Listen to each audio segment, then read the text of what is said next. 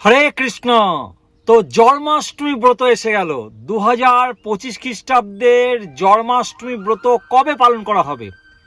তো 2025 খ্রিস্টাব্দের জন্মাষ্টমী ব্রত 16ই অগস্ট শনিবার দিন পালন করা হবে। অনেকে বলছেন যে 15ই অগস্ট শুক্রবার দিন জন্মাষ্টমীর তিথি লেগে যাচ্ছে রাত্রির 11:49। তাহলে ওই দিন তো ব্রত পালন করা যাবে, কারণ ভগবান শ্রীকৃষ্ণ মধ্যরাত্রে আবির্ভূত হয়েছিলেন।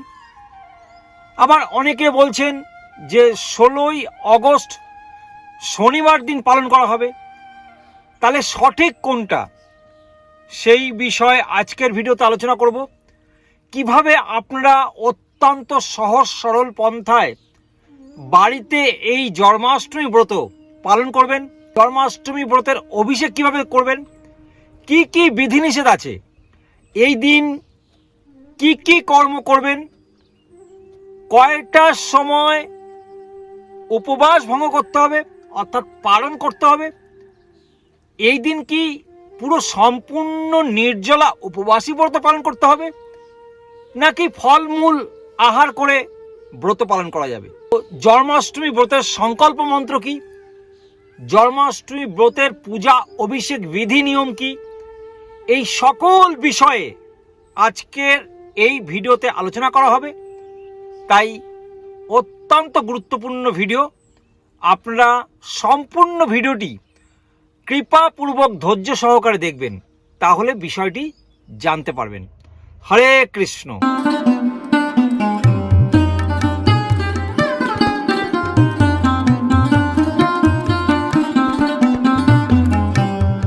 হরে কৃষ্ণ। তো প্রথমেই আমরা জেনে নেব এই জন্মাষ্টমী ব্রত বিশুদ্ধ চান্দ্রপঞ্জিকা অনুযায়ী, ইসকন জিবিসি সিদ্ধান্ত অনুযায়ী, সঠিক শাস্ত্র সিদ্ধান্ত অনুযায়ী কবে ব্রত পালন করা হবে। তো এই জন্মাষ্টমী ব্রত নিঃসংকোচে নির্দ্বিধায় 16ই অগস্ট শনিবার দিন পালন করা হবে, অর্থাৎ 2025 খ্রিস্টাব্দের 16ই অগস্ট শনিবার দিন এই জন্মাষ্টমী ব্রত পালন করা হবে। জন্মাষ্টমী ব্রতর অষ্টমী তিথি কখন লাগছে? 15ই অগস্ট শুক্রবার দিন রাত্রি 11:49 কিন্তু এই অষ্টমী তিথি লেগে যাচ্ছে। অনেকে বলেছেন যে যেহেতু ভগবান রাত্রিবেলায় আবির্ভূত হয়েছিলেন তাই রাত্রিকালে অভিষেক করতে হবে, সঠিক। কিন্তু এই ব্রত নাকি 15ই অগস্টই পালন করা হবে না, যেহেতু 15ই অগস্ট শাস্ত্র সিদ্ধান্ত অনুযায়ী বিশুদ্ধ চান্দ্রপঞ্জিকা অনুযায়ী 15ই আগস্ট ব্রাহ্ম মুহূর্তে সূর্য উদয়কালীনে অষ্টমী তিথি একেবারেই স্পর্শ করেনি, কারণ রাত্রিবেলায় লাগছে, প্রায় মধ্যরাত্রি 11:50-49 লাগছে। সেই জন্য কিন্তু এই ব্রত কিন্তু 15 তারিখে সপ্তমী ব্রত হচ্ছে, অষ্টমী হচ্ছে না। যেহেতু 16ই অগস্ট শনিবার দিন ব্রাহ্ম মুহূর্তে সম্পূর্ণরূপে অষ্টমী তিথি স্পর্শ করেছে, তাই এই জন্মাষ্টমী ব্রত পালন করা হবে 16ই অগস্ট শনিবার দিন। কারণ আমাদের সমস্ত সনাতন ধর্মের সিদ্ধান্ত হচ্ছে বৈদিক সিদ্ধান্ত, সেই সিদ্ধান্ত অনুযায়ী দিনের শুরু ধরা হয় ব্রাহ্ম মুহূর্ত থেকে। কিন্তু খ্রিস্টান নিয়ম অনুযায়ী, সিস্টেম অনুযায়ী যেহেতু রাত্রি 12টার পর হয়ে যাচ্ছে, সেহেতু ওই দিনটা ধরে নেওয়া হয়। কিন্তু বিশুদ্ধ চান্দ্রপঞ্জিকা অনুযায়ী শাস্ত্র সিদ্ধান্ত হচ্ছে ব্রাহ্ম মুহূর্ত থেকে দিন ধরা হয়। সেই জন্য 16ই অগস্ট শনিবার দিন জন্মাষ্টমী ব্রত পালন করতে হবে, এ বিষয়ে কোনো সন্দেহ নেই, নিঃসংকোচে আপনারা ব্রত পালন করতে পারেন। ক্লিয়ার? তো প্রথমেই আমরা এটি ক্লিয়ার করলাম। দ্বিতীয়ত আসছি, এই জন্মাষ্টমী ব্রত আমরা কতক্ষণ উপবাস করব। পরমেশ্বর ভগবান শ্রীকৃষ্ণ, ব্রজেন্দ্র নন্দন কৃষ্ণ, তিনি কিন্তু মধ্যরাত্রিতে আবির্ভূত হয়েছিলেন। এই জন্য আমাদের মধ্যরাত্রি পর্যন্ত কিন্তু উপবাস থেকে, নির্জলা উপবাস থেকে আমাদের এই ব্রত কিন্তু পালন করতে হবে। ব্রতের সংকল্প আমরা কখন করব? অনেকে বলে থাকেন যে আগের দিন সংকল্প করব নাকি দিনের দিনে সংকল্প করব। অবশ্যই যেই দিন জন্মাষ্টমীর ব্রত অর্থাৎ 16ই আগস্ট শনিবার দিন জন্মাষ্টমীর ব্রত, 16ই আগস্ট ব্রাহ্ম মুহূর্তে আপনারা মঙ্গল আরতির পূর্বেই সংকল্প করতে পারেন অথবা মঙ্গল আরতির পরে, ওই দিনই কিন্তু আপনারা সংকল্প করবেন। সংকল্প মন্ত্রটি আমরা একটু পরে জানাচ্ছি, কি মন্ত্র বলে আপনারা সংকল্প করবেন। তো তার পূর্বে আমরা বলে নিই যে প্রথম কথা, এই ব্রত আপনারা কিভাবে পালন করবেন। প্রথম কথা, যারা প্রসাদভোজী নন বা নিরামিষভোজী নন, অবশ্যই আপনাদেরকে এই ব্রত পালন করতে গেলে ব্রতের আগের দিন এবং ব্রতের পরের দিন আপনাদের সংযম বিধি পালন করতে হবে। সর্বপ্রকারের আমিষ দ্রব্য বর্জন করতে হবে, নেশা বর্জন করতে হবে, অবৈধ নারী পুরুষ সঙ্গ আপনাদের কিন্তু অবশ্যই বর্জন করে ব্রত পালন করতে হবে। এই জন্মাষ্টমী ব্রতের পরে অন্নদা একাদশী ব্রত রয়েছে, অর্থাৎ 19শে আগস্ট অন্নদা একাদশী ব্রত রয়েছে। তো অন্নদা একাদশী ব্রত পালন করতে গেলে 18ই আগস্ট এবং 20 আগস্ট সংযম করতে হবে এবং 19শে আগস্ট তো একাদশী ব্রতই পালন করতে হবে। তো দেখা যাচ্ছে এই 16ই আগস্ট জন্মাষ্টমী ব্রত পালন করতে গেলে আগের দিন সংযম হতে হবে, অর্থাৎ সর্বপ্রকার আমিষ দ্রব্য বর্জন করতে হবে। দেখা যাচ্ছে 15 তারিখ থেকে আপ টু অন্নদা একাদশীর পরের দিন অর্থাৎ 20 আগস্ট পর্যন্ত প্রায় 6-7 দিন যাবৎ সম্পূর্ণরূপে কিন্তু আমিষ দ্রব্য সর্বপ্রকারের বর্জন করতে হবে এই ব্রত পালন করতে গেলে এবং একাদশী ব্রত পালন করতে গেলে। তবেই আপনারা ব্রতের পূর্ণ ফল লাভ করতে পারবেন। কেমন?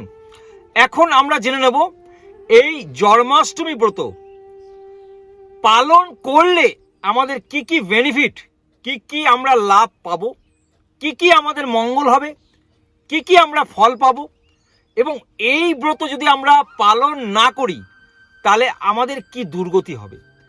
শাস্ত্র থেকেই আলোচনা করব। এটি আমার একদমই নিজের কথা নয়, সমস্ত বিষয়টাই আমরা আলোচনা করি শাস্ত্র সিদ্ধান্ত অনুযায়ী। তো শাস্ত্রে বলা হয়েছে জন্মাষ্টমী ব্রত কিন্তু সকলকে পালন করতে হবে। হ্যাঁ, শাস্ত্রে এইরকমই সিদ্ধান্ত দেওয়া আছে। চলুন আমরা দেখে নিই জন্মাষ্টমী ব্রত শাস্ত্রে পালন করবার কথা কি সিদ্ধান্ত দেওয়া আছে। তো শাস্ত্রে উল্লেখ আছে জন্মাষ্টমী ব্রত সকলকে পালন করতে হবে এবং জন্মাষ্টমী ব্রত সকলে পালন করলে কি হবে, তারা সর্বপ্রকার পাপ থেকে মুক্ত হবে এবং তাদের পরম সিদ্ধি লাভ হবে। তো পরমেশ্বর ভগবান শ্রীকৃষ্ণের এই আবির্ভাব তিথি 5251তম আবির্ভাব তিথি এই জন্মাষ্টমী ব্রত 2025 সালে।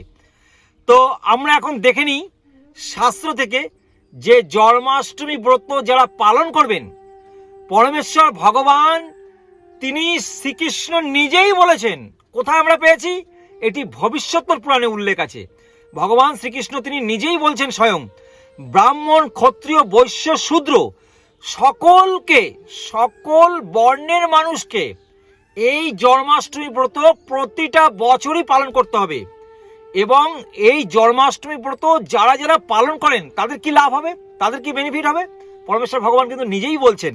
কি বলছেন? তারা নিরোগ, আনন্দ, শান্তি, প্রসিদ্ধ লাভ করবে এবং ভগবত কৃপা লাভ করবে, ভগবানের অশেষ কৃপা লাভ করবেন। এবং শাস্ত্রে আরো বলা হচ্ছে কিন্তু যারা এই জন্মাষ্টমী ব্রত পালন করবেন না তারা অধোগতি লাভ করবে, শাস্ত্রে বলা হচ্ছে। তো বিষ্ণু রহস্যে ব্রহ্মা নারদ সংবাদে উল্লেখ আছে এই জন্মাষ্টমী ব্রত যারা পালন করেন না শূদ্রান্ন এবং শব হস্তস্য দ্রব্য গ্রহণ জনিত পাপ গ্রাস করে এবং কাকের মাংস, শূকরের মাংস, বাজ পাখির মাংস, গাধার মাংস, শকুনের মাংস গ্রহণ করার পাপ স্পর্শ করে। এমনকি আরো কঠিন কথা বলা হয়েছে যে মানুষের মাংস ভক্ষণ করা জনিত পাপও কিন্তু স্পর্শ হয় এবং তার অতীত ভবিষ্যৎ শতপুরুষের নরকগতি লাভ হয়। মানে এইভাবে কঠিনভাবে সিদ্ধান্ত কিন্তু শাস্ত্রে উল্লেখ করা আছে। এই জন্য আমাদের সকলকে এই জন্মাষ্টমী ব্রত অবশ্যই গুরুত্ব নিষ্ঠা সহকারে, ভক্তি সহকারে পালন করতেই হবে।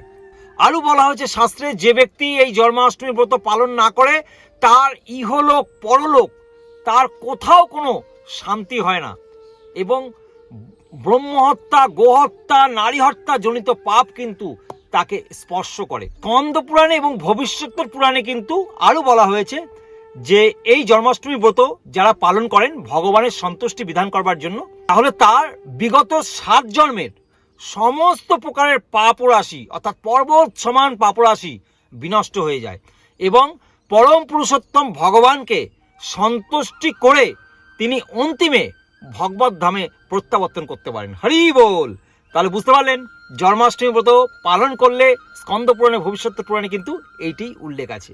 তো পরমেশ্বর ভগবান শ্রীকৃষ্ণ তিনি ভাদ্র মাসের শুক্লা পক্ষের অষ্টমী তিথিতে তিনি আবির্ভূত হয়েছিলেন। তো ব্রহ্মার প্রতিকল্পে ভগবান স্বয়ং ব্রজেন্দ্রনন্দন কৃষ্ণ তিনি একবার আবির্ভূত হন। ব্রহ্মার প্রতিকল্প কিভাবে হয়? সত্য, ত্রেতা, দ্বাপর, কলি, এই যে চতুর্যুগ, এই চতুর্যুগ যখন 1000 বার আসে তখন ব্রহ্মার 12 ঘন্টা দিন হয়। আবার সত্য, ত্রেতা, দ্বাপর, কলি এইভাবে যখন 1000 বছর আসে তখন ব্রহ্মার 12 ঘন্টা রাত্রি হয়। তো এইভাবে 432 কোটি বছর দেখা গেছে ব্রহ্মার 12 ঘন্টা দিন এবং 432 কোটি বছরে ব্রহ্মার 12 ঘন্টা রাত। এই হলো ব্রহ্মার 24 ঘন্টা দিন রাত মিলিয়ে। এইভাবে ব্রহ্মা কিন্তু 100 বছর বাঁচেন। তো ব্রহ্মার এই একটি কল্পে ব্রজেন্দ্রনন্দন কৃষ্ণ স্বয়ং একবার আসে। তো কিভাবে আসেন? অষ্টবিংশতি চতুর্যুগের দাপরের তৃতীয় সন্ধ্যায় ভগবান শ্রীকৃষ্ণ তিনি আবির্ভূত হন। ভাদ্র মাসের কৃষ্ণপক্ষের অষ্টমী তিথিতে যখন সূর্য সিংহ রাশিতে প্রবেশ করে এবং চন্দ্র বৃষ রাশিতে অবস্থান করেন এবং বৃষ রাশিস্থ শশধরে রোহিণী নক্ষত্র যখন যুক্ত হন তখন ভগবান শ্রীকৃষ্ণ আবির্ভূত হন।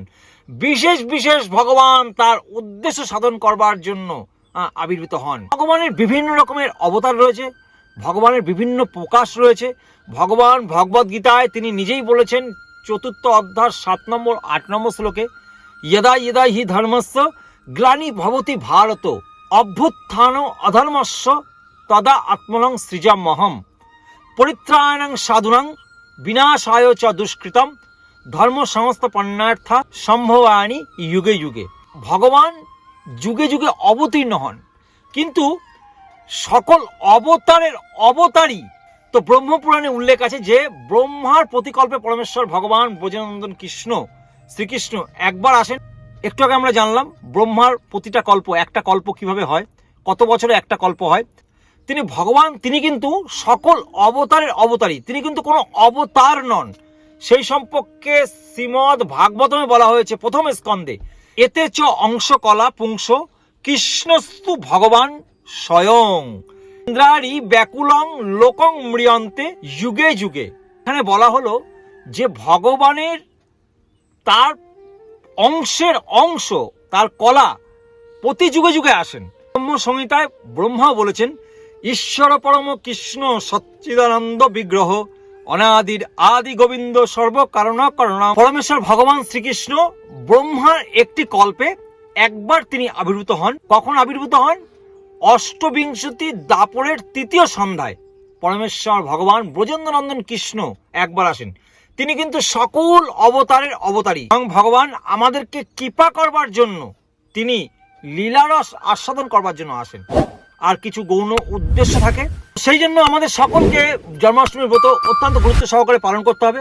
তো জন্মাষ্টমী ব্রতের দিন ব্রাহ্ম মুহূর্তে আপনারা শয্যা ত্যাগ করবেন এবং শয্যা ত্যাগ করে প্রাতক্রিয়া স্নানাদি করবেন এবং এই দিন ব্রাহ্ম মুহূর্তে আপনি সংকল্প করবেন।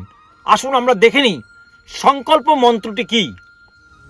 জন্মাষ্টমী ব্রতের সংকল্প মন্ত্র, অদ্বয় স্থিতা নিরাহার স্বভূতে পরমেশ্বর ভোক্সামি দেবকী পুত্র অস্মিন জন্মাষ্টমী ব্রতে অদ্বয় স্থিতা নিরাহার সর্বভোগ বিবর্জিত ভোক্সে অহং পুণ্ডরিকাক্ষ শরণং মে ভবা অচ্যুত।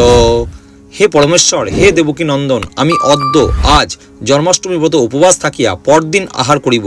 হে পুণ্ডরিকাক্ষ, অদ্য সর্বভোগ বর্জনপূর্বক উপবাস থাকিয়া কাল আহার করিব। হে অচ্যুত, আপনি মোদীয় শরণস্থান হন। তো আমরা জেনে গেলাম সংকল্প মন্ত্র। তো এই সংকল্প মন্ত্রটি ভবিষ্যৎ পুরাণে উল্লেখ আছে। তো এই দিন একটু বেশি বেশি করে হরিনাম জপ করবেন। এই দিন শাস্ত্রীয় গ্রন্থ অধ্যয়ন করবেন, বিশেষ করে ভগবদ গীতা, লীলা পুরুষোত্তম শ্রীকৃষ্ণ গ্রন্থটি। কেউ যদি মনে করেন একটি অধ্যায় পাঠ করবেন, তাহলে 15 অধ্যায়ের পুরুষোত্তম যোগ পাঠ করতে পারেন। কেউ যদি মনে করেন 2টি অধ্যায় পাঠ করবেন, তাহলে 9ম অধ্যায় রাজ্যগুজ্জ যোগ পাঠ করতে পারেন। কেউ যদি মনে করেন 3টি অধ্যায় পাঠ করতে চান, 12 অধ্যায় ভক্তিযোগ পাঠ করতে পারেন। এইভাবে আপনারা অধিক সংখ্যক ভগবদ গীতা অধ্যয়ন করতে পারেন, পাঠ ও শ্রবণ করতে পারেন, এবং লীলা পুরুষোত্তম শ্রীকৃষ্ণ গ্রন্থটি পড়তে পারেন। সেখানে ভাগবতমের 10ম স্কন্ধ থেকে প্রায় 90টি অধ্যায়, ভগবানের বাললীলা থেকে শুরু করে সমস্ত লীলা ভগবানের ওইখানে উল্লেখ আছে। ভীষণ ভালো লাগবে, আপনারা গ্রন্থ অধ্যয়ন করবেন। এই দিন কিন্তু যথারীতি সেবা পূজা অর্চন, ভগবানের ভোগ নিবেদন যেরকম যেরকম হয় সেরকমই চলবে। ব্রত কিন্তু আমাদের পালন করতে হবে, ভগবানকে কিন্তু ব্রত পালন করতে হবে না। ভগবান ব্রত কেন পালন করবে বলুন? ভগবান তো আইন তৈরি করেছেন, আমরা তো আইনের মধ্যে। ব্রত কিন্তু আমাদের জন্যই, ভগবানকে কোনোভাবে ব্রত পালন করতে হয় না। তো সেই জন্য ভগবানের সেবা পূজা চলবে। ভগবানকে 56 ব্যঞ্জন ভোগ রন্ধন করে আপনারা দিতে পারেন। কিন্তু এই দিন কিন্তু 12টা পর্যন্ত, অর্থাৎ মধ্যরাত্রি পর্যন্ত উপবাস থাকতে হবে। ভগবান শ্রীকৃষ্ণ যেহেতু মধ্যরাত্রিতে আবির্ভূত হয়েছিলেন, সেই জন্য এই দিন কিন্তু মধ্যরাত্রি পর্যন্ত উপবাস থাকতে হবে, নির্জলা উপবাস। এবং ভগবানের অভিষেক হয়ে যাওয়ার পরে তারপরে আপনারা চাইলে অনুকল্প প্রসাদ গ্রহণ করতে পারেন, অর্থাৎ দুধ, কাজু বাদাম, কাঠবাদাম, ফল, বিভিন্ন অনুকল্প প্রসাদ, একাদশীর প্রসাদ কিন্তু চাইলে গ্রহণ করতে পারেন। আর কেউ যদি মনে করেন না এই দিন আমরা উপবাস করেছি, পরের দিন একেবারে পালন করব, তাহলে সেটাও করতে পারেন। এই দিন উপবাস থেকে পরের দিন ব্রাহ্ম মুহূর্তে ঘুম থেকে উঠে স্নান মঙ্গল আরতি সেরে সূর্য উদয়ের পর আপনারা কিন্তু পালন করতে পারেন, কৃষ্ণ প্রসাদ গ্রহণ করে। এই দিন আবার নন্দ মহোৎসব আছে। প্রতিটা ইস্কন মন্দিরে বিভিন্ন প্রকারের ব্যঞ্জন ভোগ রন্ধন করে ভগবানকে নিবেদন করা হয়, এবং মহাপ্রসাদ সকল ভক্তরা পান। এবং এই দিন শিল প্রভুপাদের আবির্ভাব তিথি রয়েছে। এই দিন কিন্তু 12টা পর্যন্ত উপবাস থাকতে হবে, শিল প্রভুপাদের পুষ্পাঞ্জলি দিতে হবে। তো এদিকে পালন করছেন, আবার এদিকে বলা হচ্ছে 12টা পর্যন্ত উপবাস থাকতে হবে, প্রভুপাদের আবির্ভাব তিথি। তো কিভাবে করবেন সেটি? যদি একটি ব্রত আগের দিন থাকে, পরের দিন যদি আবার একটি ব্রত পড়ে, তাহলে সেক্ষেত্রে আগের দিন ব্রত ভঙ্গ করে স্বল্প, একদম অল্প কিছু রুটি, অন্ন এগুলো গ্রহণ করে পালন করে অল্প পরিমাণে, এবং তারপরে কিন্তু ব্রত শুরু করতে হয়, অর্থাৎ 12টা পর্যন্ত তারপরে উপবাস পালন করে আপনারা সেই ব্রত করবেন। তো সেক্ষেত্রে এখানে আপনারা সূর্য উদয়ের পরে অল্প পরিমাণে ভাত রুটি গ্রহণ করে জন্মাষ্টমী ব্রতের আপনারা পালন করে নেবেন। তারপরে আপনি 12টা পর্যন্ত উপবাস থেকে পুষ্পাঞ্জলি দেওয়ার পরে আপনারা 56 ব্যঞ্জন যেগুলো রন্ধন করে ভগবানকে নিবেদন করেছেন নন্দ মহোৎসবের, সেগুলো কিন্তু গ্রহণ করতে পারেন। তো এই দিন যে জন্মাষ্টমীর দিন বিভিন্ন প্রকারের আপনার সামর্থ্য অনুযায়ী ভোগ ভগবানকে নিবেদন করবেন, বিভিন্ন দুগ্ধজাত দ্রব্য দিয়ে পিঠা, পুলি, পায়েস, অন্ন, রাবড়ি, রসমালাই, বিভিন্ন রকমের পায়েস, সব কিছু যেগুলো নিবেদন করবেন, এগুলো কিন্তু ওই দিন কিন্তু পাওয়া যাবে না, কেননা ওই দিন নির্জলা উপবাস পালন করতে হবে। বুঝতে পেরেছেন? আমরা পূর্বে জানতে পেরেছি যে এই দিন যদি উপবাস না করি, কেউ যদি ব্রত না পালন করি, তাহলে আমাদের কি দুর্গতি হবে। শাস্ত্রে এগুলো উল্লেখ আছে, এগুলো আমার একটাও নিজের কথা না। তো সেই জন্য আপনাদের কিন্তু খুব গুরুত্ব সহকারে কিন্তু ব্রত পালন করতে হবে। ভগবানের প্রিয় আপনি তালের বড়া অনেকে করে দেয় ভগবানকে, তো এগুলো কিন্তু কোনোটাই আহার করা যাবে না। 12টার পর আপনি চাইলে অভিষেকের পরে আপনি কিন্তু তখন অনুকল্প গ্রহণ করতে পারেন। প্রতিটা ইস্কন মন্দিরেই এই ব্রত পালন করা হয় এবং ধুমধাম করে এই অনুষ্ঠান জন্মাষ্টমীর ব্রত উদযাপন করা হয়। তো অনেক ইস্কন মন্দিরে প্রায় 50,000 40,000 ভক্ত হয়। তো সেখানে কিন্তু 8টা, 8:30 থেকে 9টা থেকে কিন্তু অভিষেক চালু হয়ে যায়, এবং অনেক ইস্কন মন্দিরে আবার একটু দেরিতে হয়, মানে যাই করুক 11:30 থেকে 12টার মধ্যে কিন্তু অভিষেক সমাপ্ত করতে হয়। আপনারা সকলে অভিষেকে অংশগ্রহণ করবার চেষ্টা করবেন। আপনারা ব্রাহ্ম মুহূর্তে জন্মাষ্টমীর দিন তো স্নান করছেনই, আবার আপনারা সূর্য অস্তের পূর্বে অর্থাৎ বিকেলে আরেকবার স্নান করে দ্বাদশ সঙ্গে তিলক করে মায়েরা শাড়ি পরবেন, প্রভুরা ধুতি উত্তরীয় ধারণ করবেন, করে আপনারা কিন্তু অভিষেক অংশগ্রহণ করতে পারেন। অশুচিকালে অনেক মায়েদের প্রশ্ন করেছিলেন যে তারা কি অভিষেকে অংশগ্রহণ করতে পারবে নাকি। তারা কিন্তু অভিষেকে অংশগ্রহণ করতে পারবেন না। আপনারা দূর থেকে অভিষেক দর্শন করবেন, ভগবানকে প্রণাম করবেন, ব্রত পালন করবেন, কেমন, কিন্তু ভগবানের জন্য যে ভোগ রন্ধন করা হচ্ছে সেটি কিন্তু আপনি নিজে রান্না করতে পারবেন না। বাড়ির অন্য কাউকে দিয়ে সেই ভগবানের ভোগ রন্ধন করাবেন এবং ভগবানকে নিবেদন করাবেন। আপনারা দূর থেকে দর্শন করবেন। অভিষেক দর্শন করা আর অভিষেক নিজে করা অভিন্ন, ঠিক আছে, দুটোই কিন্তু আপনি ফল পাবেন এবং আপনার মনোবাসনা আপনি ভগবানকে জানাতে পারেন। ভগবান ভাবুক জনার্দন নিশ্চয়ই আপনার মনোবাসনা পূর্ণ করবেন। এখন প্রশ্ন হচ্ছে যে যারা বাড়িতে পালন করবেন তারা কিভাবে এই অভিষেক করবেন। তো আপনারা একটি উঁচু বেদি তৈরি করবেন, সেখানে আপনি অষ্টদল পদ্ম অঙ্কন করে আপনার বাড়ির গোপাল, অধিকাংশ বাড়িতেই গোপাল থাকে, গোপালের বিগ্রহ থাকে, তো আপনি গোপালকে প্রতিষ্ঠিত করাবেন বা রাধা মাধব, রাধাকৃষ্ণ চিত্রপট থাকলেও হবে। আপনারা দেখে নেবেন যে সেই চিত্রপটে যদি জল না লাগলে অসুবিধা হয় কিনা। যদি অসুবিধা না হয় অভিষেক করাবেন। আর যদি মনে করে কিন্তু সেখানে জল দিলে নষ্ট হয়ে যাবে, তাহলে চিত্রপটটা দূরে রাখবেন, একটা তামার পাত্র রাখবে সামনে, মানসিকভাবে ভগবানকে স্মরণ করে কিন্তু ওই তামার পাত্রে আপনি জলটা দিয়ে অভিষেক করাবেন, সেটাও কিন্তু ভগবান গ্রহণ করবেন। তো অভিষেক করাবেন পঞ্চগব্য, পঞ্চ অমৃত দিয়ে। পঞ্চগব্য হচ্ছে দুধ, দই, ঘি, গোময়, গোচনা, এটা হচ্ছে পঞ্চগব্য। পঞ্চ অমৃত হচ্ছে দুধ, দই, ঘি, মধু এবং মিছরির জল বা চিনির জল। এগুলো আলাদা আলাদা পাত্রে আলাদাভাবে রাখবেন এবং এগুলো দিয়ে অভিষেক করাবেন। এছাড়া আপনি ডাবের জল, ফলের বিভিন্ন প্রকারের রস, এগুলো দিয়ে অভিষেক করাতে পারেন, পুষ্প অভিষেক করাতে পারেন, ভগবানকে ধুলা স্নান করাতে পারেন, ধুলা অভিষেক, আটা, ময়দা, সুজি, এগুলো দিয়ে কিন্তু একত্রে মিশিয়ে ধুলা স্নান করাতে পারেন। তো অভিষেক করবেন, তারপরে আরতি করবেন। আরতি করবার পরে আপনারা ভগবানকে ভোগ নিবেদন করবেন এবং ভোগ নিবেদন হয়ে গেলে তারপরে আপনারা সেই মহাপ্রসাদ কিন্তু গ্রহণ করতে পারবেন না, ওইটি রেখে দেবেন সুরক্ষিতভাবে, পরের দিন ওটি কিন্তু গ্রহণ করবেন, কেমন, ওটি দিয়ে পালন করে নেবেন। আর ওই দিন আপনি যদি চান তাহলে ফলমূলাদি গ্রহণ করতে পারেন, এছাড়া অনুকল্প গ্রহণ করতে পারেন, ঠিক আছে। তো এইভাবে আপনারা এই জন্মাষ্টমী ব্রত গৃহে থেকে অত্যন্ত সহজ সরলভাবে আপনারা পালন করতে পারেন এবং ভগবান শ্রীকৃষ্ণের অশেষ কৃপা লাভ করতে পারবেন।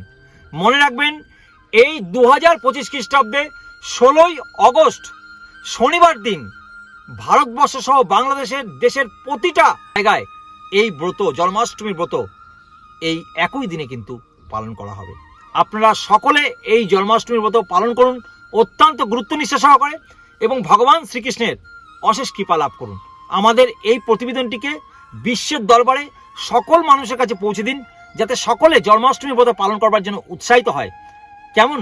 আপনারা সকলে জন্মাষ্টমী ব্রত পালন করুন, অন্যকে পালন করবার জন্য উৎসাহিত করুন। আমাদের চ্যানেলটিতে প্রথমবার এসে থাকলে অবশ্যই চ্যানেলটিকে সাবস্ক্রাইব করে নোটিফিকেশন বেল আইকনটিকে অল করে দিন, যাতে আমরা ভিডিও আপলোড করলেই সর্বপ্রথমে আপনার কাছে নোটিফিকেশন যাবে। তার ফলে কি হবে, আপনি আমাদের এই ধর্মীয় শাস্ত্রীয় কথা, সনাতন ধর্মের বিভিন্ন ব্রতের কথা, ব্রত পালনের নিয়ম কারণ, এগুলো কিন্তু আপনি জানতে পাবেন এবং আপনার সেই ব্রতগুলো পালন করবার জন্য আপনি উৎসাহিত হবেন এবং ভগবানের অশেষ কৃপা লাভ করতে পারবেন। ভালো থাকবেন, সুস্থ থাকবেন, সদা কৃষ্ণ ভাবনাময় হয়ে থাকবেন। হরে কৃষ্ণ।